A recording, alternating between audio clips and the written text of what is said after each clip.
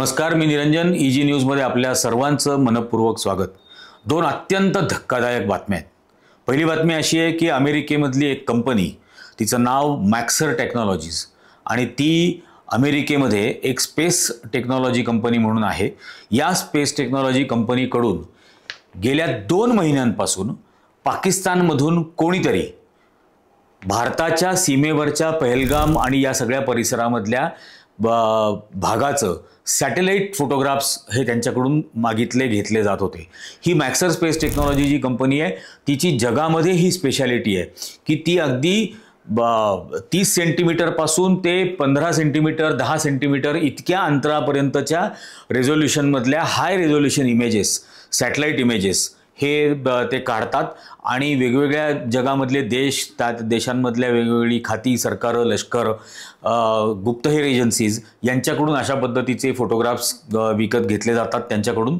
आणि या मॅक्सर टेक्नॉलॉजीजला जून 2024 पासून सातत्याने पाकिस्तानमधून अशी ऑर्डर दिली जात होती की पहलगाम आणि आजूबाजूच्या परिसरातल्या, म्हणजे तो मोठा एरिया आहे खरं तर, त्या परिसरामधल्या सॅटेलाइट इमेजेस या 30 ते 15 सेंटीमीटर इतक्या रेझोल्युशनच्या इमेजेस हे या परिसरामधल्या मागवत होते. आणि यातला आणखीन धक्कादायक बराच आहे, म्हणजे 15 सेंटीमीटर अंतरावरून म्हणजे या रेझोल्युशनचा काढलेल्या फोटोग्राफवरून तर फेशियल आयडेंटिटी सुद्धा निश्चित करता येते, इतकी ॲक्युरसी. म्हणजे विचार करा, 15 सेंटीमीटर म्हणजे 6 इंचापर्यंतच्या अंतरावरूनचे फोटोग्राफ्स सॅटेलाइटद्वारे ही मॅक्सर स्पेस टेक्नॉलॉजी नावाची कंपनी काढते. आणि हे आता बाहेर आलेलं आहे. त्याच्यावरती एक मोठं आर्टिकल लिहिलं होतं की orders for Pahalgam satellite images from US firm picked 2 months before attack. आता विचार करा तुम्ही की 2 महिन्यापूर्वीपासून अशा पद्धतीचे फोटोग्राफ्स पाकिस्तानच्या कोण पाकिस्तानमधून मागवत होतं, पाकिस्तान सरकार घेत होतं, पाकिस्तान आर्मी घेत होती का अशी कुठली दहशतवादी संघटना घेत होती हे माहीत नाही. पण दहशतवादी संघटनेने अशा कुठल्या कंपनीला अप्रोच करणं आणि अशा इमेजेस घेणं हे त्या अर्थाने दुरापास्त वाटतं. पण पाकिस्तान सरकारकडून किंवा पाकिस्तान लष्कराकडून मात्र अशा पद्धतीच्या इमेजेस घेतल्या जात असण्याची पूर्णपणाने शक्यता आहे. आता याच्यात काय काय म्हटलेलं आहे, म्हणजे हे खरं अख्खा रिपोर्ट हा मी दाखवतो बाजूला, पण हा अख्खा रिपोर्ट वाचून दाखवणं आणि समजावून सांगणं खूप गरजेचं आहे. 2 फेब्रुवारी 2025 पासून आत्तापर्यंत 12 फोटोग्राफ्स असे घेतले गेले या संपूर्ण परिसरामधले. 12 वेळेला अशी मागणी केली गेली. आता 12 फोटोग्राफ्स घेतले का 12 वेळेला मागण्या केल्या, तर 12 वेळेला ऑर्डर्स दिल्या गेल्या या परिसरामधले फोटो घेण्याच्या. आणि हा खूप मोठा असा त्या ठिकाणचा परिसर आहे की नुसतं पहलगाम नाही, पहलगाम सोडून पुलवामा, अनंतनाग, पूंछ, राजौरी, बारामुल्ला अशा एवढ्या मोठ्या परिसरामध्ये जिथं मिलिटरीची अनेक सेन्सिटिव्ह इन्फ्रास्ट्रक्चर त्या ठिकाणी आहे, या सगळ्या परिसरामधले हाय रेझोल्युशन फोटोग्राफ्स हे पाकिस्तानमधल्या एका कंपनीकडून घेतले जात होते. बरं, ही सुरुवात कशी झाली आहे, पण अनेक गोष्टींनी खूप सिरियस गोष्ट आहे. म्हणजे पाकिस्तानमधला एका माणसाची एक कंपनी आहे आणि त्या कंपनीनी तिचं नाव आहे business systems integration private limited, BSI आपण त्याला म्हणू, business systems integration private limited.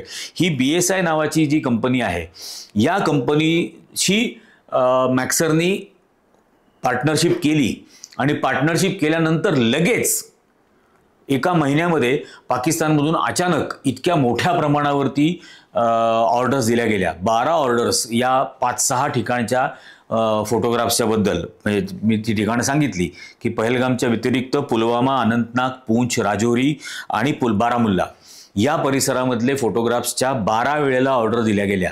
12 वेळेला.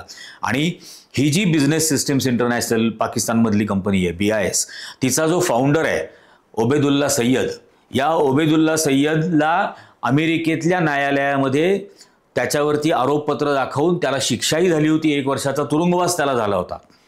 अशा ओबेदुल्ला सय्यद बरोबर त्याची असलेल्या या BIS नावाच्या कंपनीबरोबर मॅक्सरचं पार्टनरशिप होते आणि त्यानंतर अशा पद्धतीचं फोटोग्राफ्स मागवले जातात. हा ओबेदुल्ला सय्यद कोण, तर या ओबेदुल्ला सय्यदनी अमेरिकेमधून अनेक हायटेक कम्प्युटर्स आणि सॉफ्टवेअर्स हे पाकिस्तानमधल्या पाकिस्तान ॲटॉमिक एनर्जी कमिशनला अमेरिकेमधून एक्सपोर्ट केले होते बनावट इन्व्हॉइसेसवर. म्हणजे असं सांगून पाठवलं होतं ही सगळी कम्प्युटर आणि सॉफ्टवेअर की शिक्षण संस्थांना मदत म्हणून हे कम्प्युटर्स आणि सॉफ्टवेअर पाठवले जात आहेत. प्रत्यक्षात ते पाकिस्तान ॲटॉमिक एनर्जी कमिशनला पाठवले गेले आणि त्या इन्व्हेस्टिगेशन एजन्सीजनी म्हणजे FBI ज्यावेळेला याचं इन्व्हेस्टिगेशन केलं आणि या ओबेदुल्ला सय्यदला ज्यावेळेला आरोपी म्हणून शिकागोच्या कोर्टामध्ये हजर केलं त्यावेळेला त्यांनी असं म्हटलं होतं, the very fact that a Pakistani company was taken on as a partner by Maxar without any background check it is alarming. म्हणजे ओबेदुल्ला सय्यदच्या पाकिस्तानी कंपनीला मॅक्सरनी पार्टनर म्हणून घेणं कुठलंही बॅकग्राऊंड चेक न करता हे अत्यंत अलार्मिंग आहे, अत्यंत अलार्मिंग आहे असं याच्यात म्हटलेलं आहे. आणि म्हणजे याच्यात पुढे बऱ्याच गोष्टी आहेत, पण या ज्या इमेजेस घेतल्या जात होत्या या इमेजेसचं कमीत कमी किंमत, एका फोटोग्राफची कमीत कमी किंमत, या 5-6 ठिकाणी जे फोटो काढले गेले या, आणि हे किती फोटो काढले हे आपल्याला माहीत नाही, पण एका फोटोग्राफची किंमत, एका सॅटेलाइट इमेजची किंमत ही कमीत कमी 3 लाख, जास्तीत जास्त 25 लाखापर्यंत आहे भारतीय रुपयांमध्ये. म्हणजे पाकिस्तानी रुपयांचा जर विचार केला तर 75 लाख रुपयाला एक फोटोग्राफ. अशा या 6 परिसरामध्ये 12 वेळेला ऑर्डर दिल्या गेल्या. म्हणजे एकूण किती फोटोग्राफ काढले याची अजूनही अंदाज नाही. म्हणजे प्रत्येक ठिकाणी 10-10, 20-20, 25-25 फोटो काढले असतील तर ते असे किती फोटोग्राफ्स काढले गेले इतक्या हाय रेझोल्युशनचे याची कल्पना नाही. आणि इतकी मोठी रक्कम ही कोणी पे केली या मॅक्सर कंपनीला हे सुद्धा अत्यंत संशयास्पद आणि अतिशय धोकादायक आहे.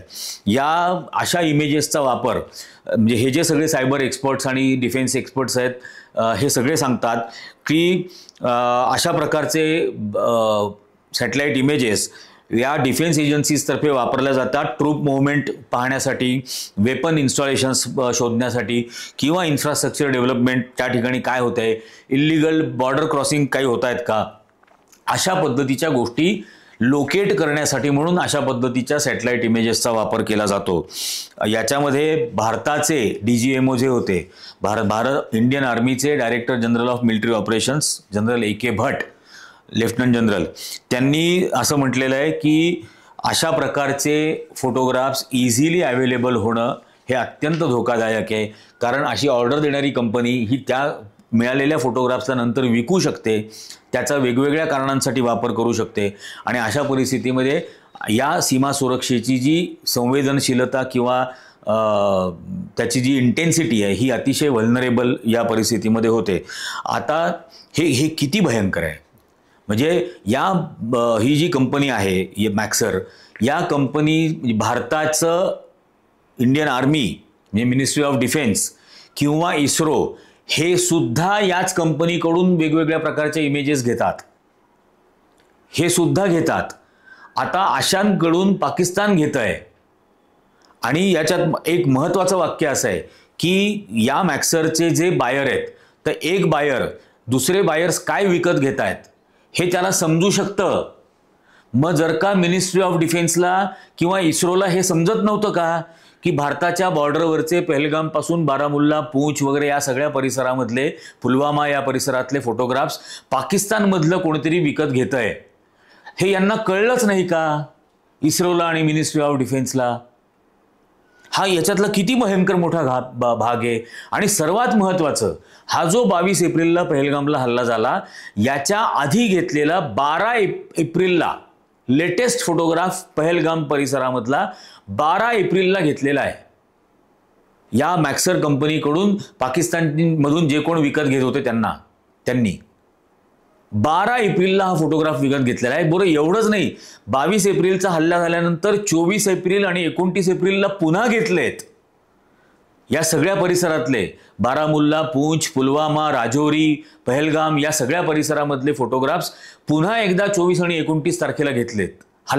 पहलगामचा हल्ला झाल्यानंतर भारताची लष्करी कारवाई सुरू होण्याच्या आधी हे फोटोग्राफ्स घेतलेले आहेत.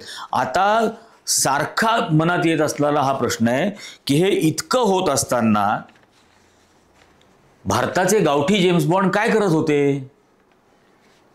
अजित डोवल त्यांना समजतच नव्हतं का? हे माध्यमांमधून बातम्या येत आहेत, माध्यमांमधून, की या मॅक्सर कंपनीनी कसं पाकिस्तानला भारताच्या सीमेवरचे फोटोग्राफ्स विकले. त्याचे चार्ट्स आहेत याच्यात, की अनयुज्युअल आहे हे सगळं. जास्तीत जास्त एका महिन्यामध्ये 4 ऑर्डर दिल्या गेलेल्या आहेत. इथं 12 ऑर्डर दिल्या गेल्या, 6 लोकेशन्सच्या 12 ऑर्डर दिल्या गेल्या सॅटेलाइट इमेजेससाठी. आणि हे इंडियन एजन्सीजला कळत नाही. त्याच मॅक्सरकडून मिनिस्ट्री ऑफ डिफेन्स सुद्धा जर फोटोग्राफ घेते तर मिनिस्ट्री ऑफ डिफेन्सच्या लोकांचं लक्षच नाही आहे का की इतर कोण विकत घेत आहेत भारताचे फोटोग्राफ, कोण मागतंय, कोण ऑर्डर देतंय, याचं भान पण नाही आहे तुम्हाला या सगळ्या परिसराचं आणि या सगळ्या घटनांचं. आणि BSIला मॅक्सर टेक्नॉलॉजीज पार्टनर म्हणून करून घेते, जी BSI अमेरिकेमधलं अणुतंत्रज्ञानाच्या गोष्टी, त्यातले कम्प्युटर्स, त्यातली सॉफ्टवेअर्स हे पाकिस्तान ॲटॉमिक एनर्जी कमिशनला विकतंय. आणि त्या माणसाला शिक्षा झालेली आहे अमेरिकेतल्या कोर्टामध्ये. आणि असा एक जण अचानक त्या मॅक्सरचा पार्टनर बनतो. तो बनल्याबरोबर पाकिस्तानमधून ऑर्डर यायला सुरुवात होते. हे सगळं योगायोग होतं का? आणि इतकं गाफील आणि इतकं झोपेत आहात का तुम्ही? या देशाचा संरक्षण मंत्री, मी इथं संरक्षण मंत्री म्हणतच नाही, मी त्यांना स्वसंरक्षण मंत्रीच म्हणतो, पण हे किंवा नॅशनल सिक्युरिटी ॲडवायझर, हे नॅशनल सिक्युरिटी ॲडवायझर आहेत का इनसिक्युरिटीचे ॲडवायझर आहेत? अजित डोवल, गावठी जेम्स बॉन्ड. आणि हे सारखं सारखं मी बोलतो कारण अजित डोवलच्या पोराची पाकिस्तानमधल्या माणसाबरोबर पार्टनरशिपमध्ये कंपनी आहे. हे धोकादायक वाटत नाही का? आणि त्यानंतर हा सगळा पहलगामचा हल्ला होतो. हे सगळं झाल्यानंतर हा सय्यद ओबिदुद्दीन काय त्याचं नाव येतो, हा $2,47,000 त्यांनी क्रिमिनली गोळा केलेले पैसे हे अमेरिकेमध्ये फोरफिट केले जातात. $2,47,000 म्हणजे काही कोटी रुपये त्यांनी अशा पद्धतीने गोळा केलेले होते. आणि मग असं असताना जर का अमेरिकन न्यायालय किंवा अमेरिकन एजन्सीज, FBI सारख्या एजन्सीज जर गौतम अदानीवरती अमेरिकेमध्ये न्यूयॉर्कच्या न्यायालयामध्ये केस करू शकतात, तर नरेंद्र मोदी ही धमक दाखवणार का? या मॅक्सर कंपनी विरुद्ध भारताच्या न्यायालयामध्ये खटला दाखल करणार का? किंवा इंटरनॅशनल कोर्ट ऑफ जस्टिसमध्ये जाणार का? हे सगळं एक अमेरिकन कंपनी पाकिस्तानला पुरवठा करते, या सगळ्या इंटेलिजन्सचा विथ फोटोग्राफ्स प्रोव्हाइड करते. आणि त्याच अमेरिकेचा आदेश मानून तुम्ही सीजफायर करता, शस्त्रसंधी करता. अमेरिकेच्या आदेशाप्रमाणे शस्त्रसंधी करायची आणि नंतर भारतामध्ये हे काय सिंदूर यात्रा, हे ढोंग नाटक करायचं, हे तमाशे रचायचे. लाजा वाटायला पाहिजेत या भाजपच्या आणि RSSच्या सगळ्या मुखंडांना, की अरे इतकं अमेरिका उघड पाकिस्तानला त्यांनी मदत केली. याचा अर्थ अमेरिकन कंपनीनी त्या मॅक्सर कंपनीवरती डोनाल्ड ट्रम्प काही ॲक्शन घेतोय का? तशी मागणी तरी भारत करतोय का? काहीही नाही. मग या मॅक्सर कंपनीवरती भारतामध्ये गुन्हा दाखल होणार का? आणि मिनिस्ट्री ऑफ डिफेन्स आणि इस्रो मधले जे कोणी लोक या मॅक्सर बरोबर कोऑर्डिनेट करत होते, यांना गाफीलपणाची शिक्षा देणार का? हे अतिशय महत्त्वाच्या गोष्टी आहेत आणि हे अत्यंत गंभीर रिपोर्ट आहे. हा मला म्हणजे काही जणांनी याच्यावरती रिपोर्ट केलेत, प्रशांत कदमनी पण याच्यावर रिपोर्ट केलेला आहे. पण हे अतिशय गंभीर गोष्ट आहे आणि म्हणून मुद्दाम हे पुन्हा करावंसं वाटतंय की हे जास्तीत जास्त लोकांपर्यंत जायला हवं की हा देश खरोखर असुरक्षित हातांमध्ये आहे. हा नरेंद्र मोदींच्या मजबूत हातामध्ये नाही, हे मजबूर हातामध्ये हा देश आहे. आणि ही मजबुरी त्या गौतम अदानीमुळे आलेली आहे, हे लक्षातच घेतलं पाहिजे. लाचार होतोय का भारत त्या एका माणसामुळे? का नरेंद्र मोदींचं सरकार ही हिम्मत दाखवू शकत नाही या मॅक्सरवरती ताबडतोब ॲक्शन घेण्याची? का भारताचे अमेरिकेमध्ये तुमचे गुप्तहेर नाही आहेत? त्या गुरपवंत सिंग पन्नूची तर हत्या करायला निघाले होते. मग त्यांच्याकडे हा इंटेलिजन्स नाही आहे या सगळ्या गोष्टींचा, आणि नसेल तर मग हे खरोखर गावठी असलेले जेम्स बॉन्ड करतात काय? का त्यांचं सुद्धा संगनमत आहे? कारण पोराची तर पार्टनरशिपच आहे पाकिस्तानमधल्या माणसाबरोबर. हा एक भाग. दुसरा भाग तोही अत्यंत गंभीर आहे. हा पहलगामचा हल्ला झाल्यानंतर इंडियन एजन्सीजनी आत्ता नुकतं असं जाहीर केलं, आणि हा सुद्धा एक इंटरनॅशनल रिपोर्ट आहे. हा शेख सज्जाद गुल नावाचा एक टेररिस्ट हा या सगळ्या पहलगामच्या हल्ल्याचा मास्टर माइंड होता असं सांगितलं गेलं. आणि त्याच्यावरती त्या इंटरनॅशनल एजन्सीने हा रिपोर्ट केला, आणि त्यांनी असं म्हटलं की हा जो कोण शेख सज्जाद गुल आहे याला 2003 साली दिल्लीमध्ये 5 किलो RDX सह अटक झाली होती. याच्यावरती न्यायालयामध्ये खटला भरला गेला. न्यायालयामध्ये खटला भरल्यानंतर याला 10 वर्षाची शिक्षा झाली. हा 10 वर्ष तुरुंगामध्ये होता. त्या 2017 पर्यंत हा भारतातल्या तुरुंगात होता. 17 साली हा सुटल्यानंतर हा पाकिस्तानला गेला. हा पाकिस्तानमधून परत आला. यांनी बंगलोरमध्ये MBA केलं.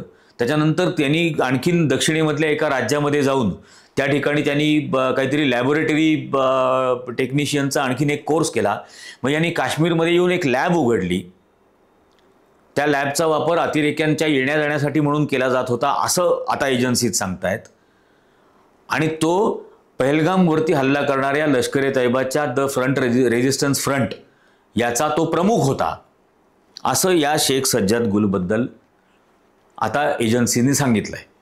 आता याच्याबद्दल मला आणि त्या इंटरनॅशनल एजन्सीनी विचारलेले 12 प्रश्न आहेत, आणि ते प्रश्न नीट ऐका. एखाद्या आतंकवादी घटनेमध्ये अटक झालेला आणि शिक्षा झालेला, कन्व्हिक्ट झालेला आरोपी हा शिक्षा संपल्यानंतर सुटल्यानंतर 2017 साली सुटल्यानंतर त्याच्यावरती काहीतरी सर्व्हेलन्स किंवा ट्रॅकिंगचं भारतीय एजन्सीजकडे काहीही मेकॅनिझम सिस्टीम काही नाही आहे का? हा सुटल्यानंतर कुठे जातो, काय करतो हे पाहणारं, याच्यावरती पाळत ठेवणारी अशी कुठलीही भारताच्या एजन्सीजकडे यंत्रणा नाही का? 5 किलो RDX याच्याकडे सापडलं होतं. त्याच्यानंतर अशा प्रकारच्या what mechanisms are in place, अशा कुठल्या मेकॅनिझम्स आहेत अस्तित्वात, अशा प्रकारचा तुरुंगामधून सुटलेल्या आतंकवाद्यावरती नजर ठेवण्यासाठी, पाळत ठेवण्यासाठी म्हणून अशा कुठल्या मेकॅनिझम्स भारताच्या आहेत किंवा आहेत का नाही आहेत. त्याच्यानंतर या एजन्सीज फेल गेल्या का त्याच्यावरती लक्ष ठेवण्यात, त्याच्यावर पाळत ठेवण्यामध्ये. आणि नंतर तो पाकिस्तानला गेला. तो पाकिस्तानला गेला कसा? दिल्लीमधल्या तुरुंगातून सुटल्यानंतर तो 2017ला पुन्हा पाकिस्तानला जातो कसा? तो जाऊ कसा शकला? त्याच्यावर काहीही पाळत नव्हती का? सर्व्हिलन्स नव्हतं का? कोण आहे हा? त्याच्यानंतर परत आल्यानंतर त्यांनी हे जे काही MBA केलं किंवा ते लॅब टेक्निशियनचा कुठला साऊथ इंडियन स्टेटमध्ये कोर्स केला, तर ते सगळं करत असताना त्यांनी वेगळ्या आयडेंटिटीवरती केलं का? फोर्ज आयडेंटिटीवर केलं का? आणि मग असं जर असेल तर या शिक्षा झालेल्या आरोपीचा फोटो, या शिक्षा झालेल्या आरोपीच्या फिंगरप्रिंट्स, या शिक्षा झालेल्या आरोपीच्या इतर ओळखीच्या खुणा शरीरावरच्या, याचा इंटेलिजन्स सेंट्रल एजन्सीजनी एकाही राज्याच्या एजन्सीबरोबर शेअर केला नव्हता का? का अशी पद्धतच नाहीये स्टेट इंटेलिजन्स डिपार्टमेंट बरोबर अशा प्रकारची गुप्त वार्ता शेअर करण्याची पद्धतच नाहीये का? आणि जर असेल, जर तो शेअर केला असेल तर हे कोणत्या स्टेट्सचं फेल्युअर आहे? हा दिल्लीपासून काश्मीरपर्यंत गेला कसा? कुठल्या मार्गाने गेला? हा हरियाणामधून गेला, हा हिमाचलमधून गेला, हा काश्मीरला पोहोचला, काश्मीरमधून हा पाकिस्तानला गेला, किंवा हा नेपाळला गेला आणि नेपाळमधून पाकिस्तानला, हा गेला कसा पाकिस्तानला? त्या सर्व स्टेट इंटेलिजन्स डिपार्टमेंटची जबाबदारी कोण निश्चित करणार? हे सगळं सांगताय तुम्ही याच्यामध्ये. हे एवढे प्रश्न याच्यातून निर्माण होत आहेत. इतकं मोठं इंटेलिजन्स फेल्युअर 17 साली सुटलेला आरोपी हा 8 वर्षानंतर परत येतो आणि भारतावरती पहलगाममध्ये इतका मोठा हल्ला करतो आणि तुम्ही सगळे गावठी जेम्स बॉन्ड झोपा काढत होते का? 17 पासून 25 पर्यंत. हे अत्यंत गंभीर बाबी आहेत आणि अशा प्रकारचे शेकडो प्रश्न आहेत ज्या प्रश्नांची उत्तरं सरकारने द्यायला हवी आणि म्हणूनच सरकारने पार्लमेंटचं सेशन बोलवायलाच हवं. हे अत्यंत महत्त्वाचं आणि गरजेचं घडलेलं आहे. हा अशा प्रकारचा निष्काळजीपणा किंवा गाफीलपणा किंवा संगनमत हे या देशाला परवडणारं नाही. कारण सामान्य नागरिकांचे बळी गेले. हे जे काही पाकिस्तानवरती हल्ला करण्याचा प्रकार केला ना, त्याच्या आधी पण पहिल्यांदा 26 जणांचा पहलगामला ज्यांचा बळी गेला तेही सगळे सामान्य नागरिक होते. ज्या बायका विधवा झाल्या, ज्या महिलांची मुलं त्या हल्ल्यामध्ये मारली गेली त्याही सामान्य महिला होत्या, सामान्य नागरिक होत्या या देशाच्या. पाकिस्तानवरती हल्ला केल्यानंतर पाकिस्ताननी केलेल्या प्रतिहल्ल्यामध्ये जे जवान मेले तेही सर्वसामान्य कुटुंबातले होते. जे नागरिक मेले तेही सर्वसामान्य कुटुंबातले नागरिक होते. कुठल्या मंत्र्याचा पोरगा तर इथं मृत्युमुखी नाही पडला. कुठल्या 16 लाख कोटी रुपयाचं कर्ज माफ झालेल्या उद्योगपतीचं कोणी कार्ट होतं का तिथं बॉर्डरवरती मरायला? याच देशातल्या सर्वसामान्य गोरगरीब मध्यमवर्गीय माणसाचीच पोरं तिथं सैन्यामध्ये होती किंवा नागरिक म्हणून राहत होती त्या बॉर्डरवरच्या भागांमध्ये. हीच प्राणनिशी गमावली. त्या कुटुंबांचं जन्मभर पुसून काढता येणार नाही, भरून काढता येणार नाही असं नुकसान आणि दुःख त्यांना मिळालेलं आहे. आणि हे याचं कारण जर अशा प्रकारचा इंटेलिजन्स फेल्युअर असेल, गाफीलपणा असेल, तर याची शिक्षा संबंधितांना व्हायलाच हवी. आणि नुसती भारतातल्या संबंधितांना शिक्षा व्हायला नको, या मॅक्सर सारख्या कंपनीला सुद्धा कटघऱ्यामध्ये खेचून फरफटत आणलं पाहिजे. पण ते आणण्याची धमक या नॉन बायोलॉजिकल प्राणी असलेल्या नरेंद्र मोदीच्या सरकारमध्ये आहे का? हेच आता बघायचं आहे. तुम्हाला काय वाटतं या गाफीलपणाबद्दल? हे रिपोर्ट्स आम्ही दाखवलेत. तुम्हाला या गाफील आणि नादानपणाबद्दल तुमचं मत काय आहे? या माणसाला, ही जी कोणाची कंपनी आहे मॅक्सर, या मॅक्सर कंपनीला भारताच्या न्यायालयामध्ये आणून आरोपी म्हणून उभं करणार का? जर का ते गौतम अदानीवर समन्स बजावू शकतात तर या मॅक्सर कंपनीवरती भारताचं सर्वोच्च न्यायालय समन्स बजावणार का? आणि भारताचं सरकार ते करणार का? असे अनेक प्रश्न आहेत. या प्रश्नांची उत्तरं तुम्हाला हवी आहेत का? काय वाटतंय तुम्हाला हे खाली कॉमेंट म्हणून करून सांगा.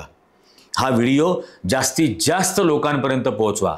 देश खरोखर असुरक्षित हातात आहे हे लोकांना कळायलाच हवं. जास्तीत जास्त जणांनी हा व्हिडिओ लाईक करा. जास्तीत जास्त जणांना हे चॅनल सबस्क्राईब करायला सांगा. धन्यवाद.